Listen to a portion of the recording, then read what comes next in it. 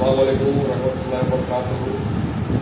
हाज़रीन, आज आपके सामने आने की वजह ये रही कि कुछ 2-3 दिनों से एक वसीम रिजवी नाम का जो शख्स है, जो निहायती बदतमीज़ पागल बेवकूफ़ किस्म का इंसान है, उसने कुछ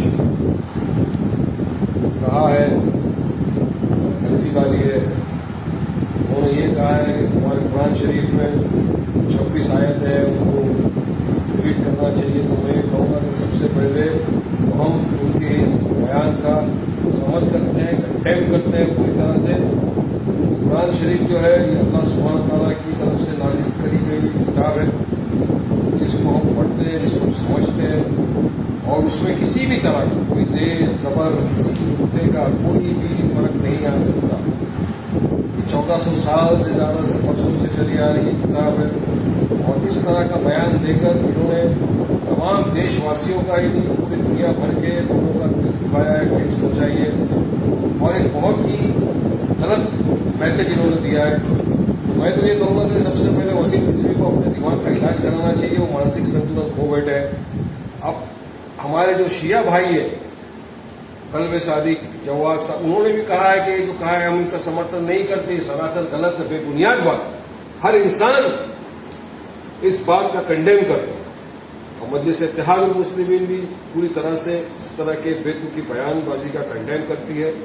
और हम तो ये चाहेंगे प्रशासन को, हम कल मिल के पुलिस ऑफिसरों को लेटर भी देने वाले हैं कि वसीम रिजवी के खिलाफ FIR दर्ज हो, उनके खिलाफ केस हो, और उनको सलाखों के पीछे डाला जाए, क्योंकि ऐसे शख्स को बाहर रहने का कोई अधिकार नहीं जो दूसरों के जज्बात के साथ खिलवाड़ करे और इस तरह की सांप्रदायिक तनाव को भड़काए।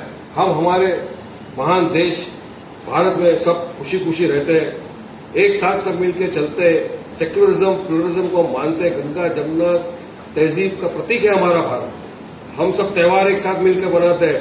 मगर इस तरह के कुछ लोग जो हमारे देश में घूम रहे हैं, ये सिर्फ चीप पब्लिसिटी पाने के लिए वसीम रिजवी ने इस तरह का बयान दिया। तो मैं चाहूंगा सरकार, प्रशासन इस बयान की कंडेम करे, इस बयान की पूरी तरह से तहकीकात करे, और वसीम रिजवी के खिलाफ FIR दर्ज करके उसको सलाखों के पीछे डाले। मजलिस इत्तेहादुल मुस्लिमीन पूरी तरह से इस बयान का कंडेम करती है, और हम चाहेंगे लोगों से कि आप वायलेंट एक्ट न करें। वायलेंस इसका कोई भी सुझाव नहीं है। हमको कानूनी प्रतिक्रिया लेना है, कानून है हमारे देश में, और हम कानूनी कार्रवाई करके इस शख्स वसीम रिजवी को सलाखों के पीछे भेजें।